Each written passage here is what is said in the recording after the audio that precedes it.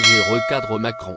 Alger a riposté sans ménagement aux propos abjects d'Emmanuel Macron, les qualifiant de désinvoltes et légers, dans une ferme réaction face à une ingérence aussi flagrante qu'inacceptable.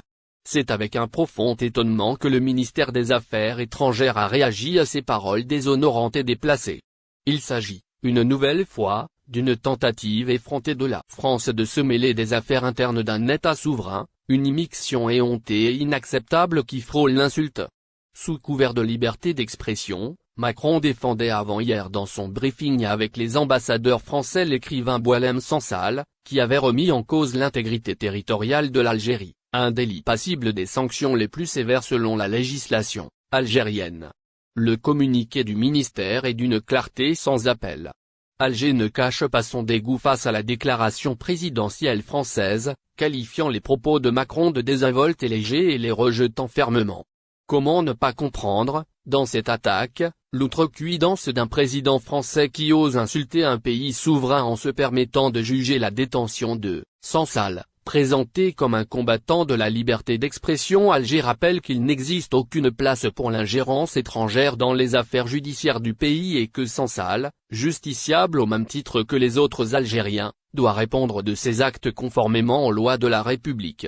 En parallèle, le bureau de l'Assemblée populaire nationale, APN, a lui aussi réagi en qualifiant les déclarations de Macron d'odieuses ingérences et de manœuvres pour ternir l'image de l'Algérie, soulignant que de tels agissements ne font que renforcer sa détermination de l'Algérie à protéger sa souveraineté et sa dignité. La réaction d'Alger s'inscrit dans un contexte de relations bilatérales de plus en plus tendues depuis l'arrivée d'Emmanuel Macron à la présidence en 2017. Malgré des promesses de réconciliation, son mandat a été marqué par une série de déclarations et décisions qui ont aggravé le fossé entre les deux nations.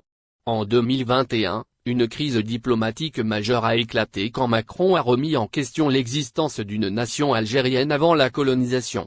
Ces propos, perçus comme une insulte à la mémoire collective algérienne, ont conduit Alger à rappeler son ambassadeur à Paris. Dans le dossier de la mémoire, le président français n'a cessé de multiplier les faux pas.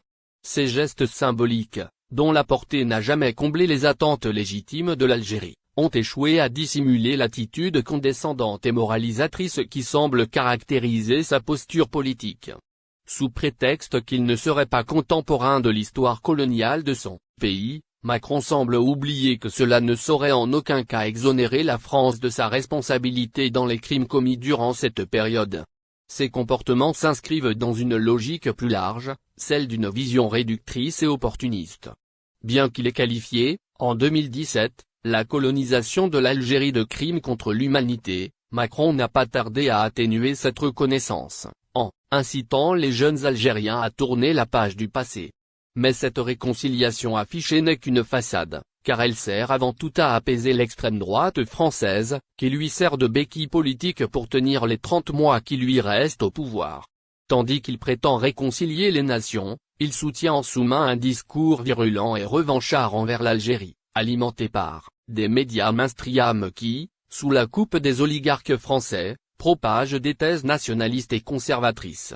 Que dire du ministre français de l'Intérieur, Bruno Retailleau, qui a fait de la révision des accords franco-algériens de 1968 un véritable cheval de bataille.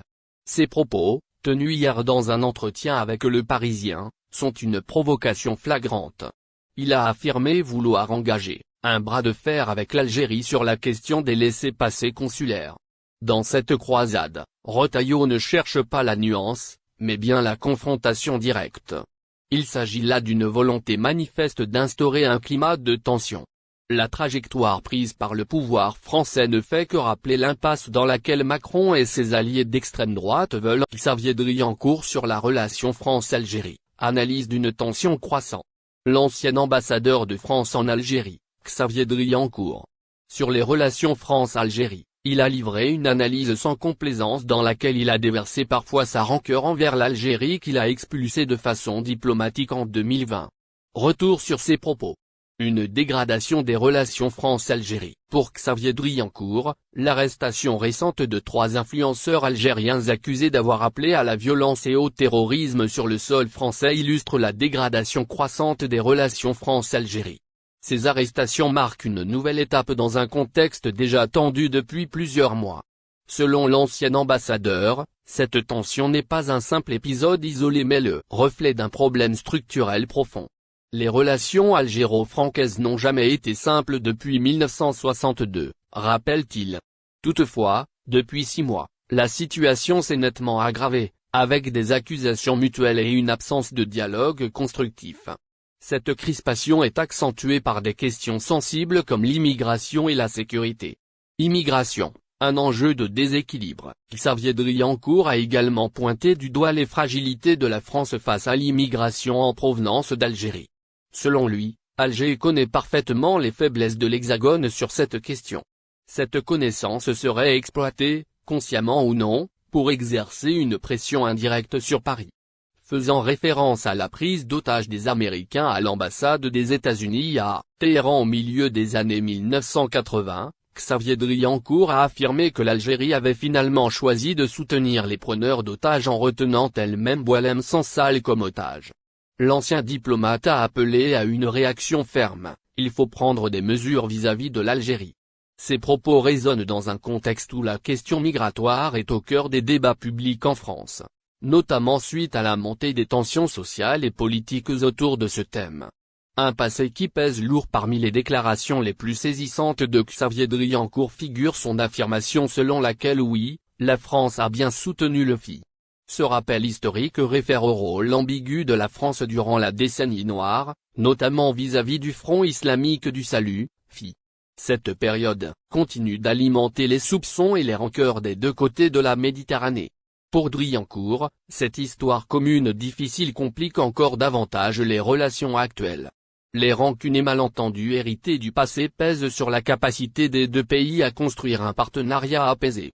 Les intentions algériennes, mythe ou réalité. Une autre affirmation forte de l'ancien ambassadeur est qu'il n'existe plus de doute sur les intentions algériennes vis-à-vis de la France. S'il exclut l'idée d'un plan d'Alger pour déstabiliser la France, il insiste sur le fait que l'Algérie adopte une posture de confrontation plutôt que de coopération. Cette posture, selon lui, n'est pas seulement le fruit de choix politiques mais également de facteurs internes, comme la volonté du régime algérien de consolider sa base en adoptant une rhétorique anti-française. Dans ce contexte, les récentes arrestations et les tensions croissantes illustrent une stratégie plus large où les relations bilatérales deviennent un terrain d'affrontement indirect. Quels enjeux pour l'avenir? Xavier Driancourt appelle à une prise de conscience et à des actions concrètes. Pour lui, la France doit cesser de se montrer vulnérable et adopter une posture plus ferme vis-à-vis d'Alger. Cela implique des mesures diplomatiques et stratégiques afin de restaurer un équilibre dans la relation bilatérale. Notamment des représailles telles que la restriction des visas ou le rétablissement de l'obligation de visa pour les diplomates.